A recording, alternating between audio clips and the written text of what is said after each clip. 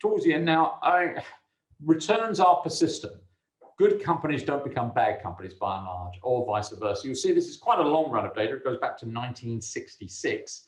And it basically looks at companies with high returns on equity, that Warren Buffett measure you can see on the vertical axis there. You can see the red companies at the top, which are gravitating around the sort of 20%.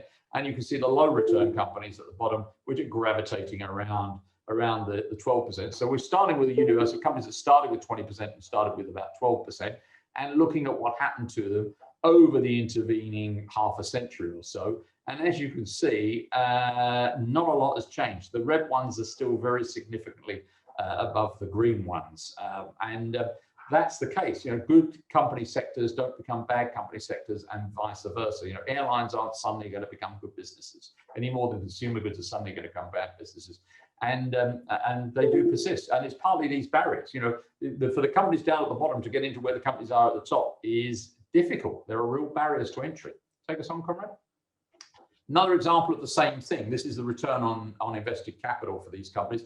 We've given you this by sector here.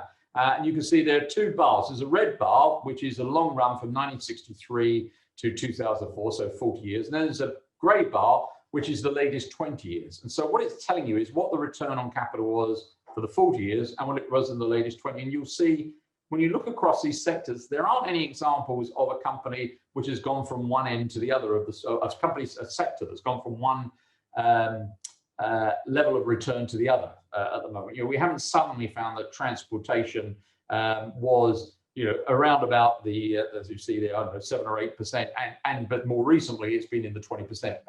No, these things persist basically. And if you look over on the you know, crane your head there, you can see what does well. Pharmaceuticals, household and personal goods, software, media, commercial service, semiconductors, healthcare, food, consumer services. They're all pretty darn good, aren't they? What does badly over here? Well, we've got utilities, telecoms, transport, energy, materials, and retailing. Yeah, you know, they aren't suddenly going to turn around, basically. And as it says in the punchline at the bottom on the left there, being cheap or lowly rated isn't going to make a bad company become a good company.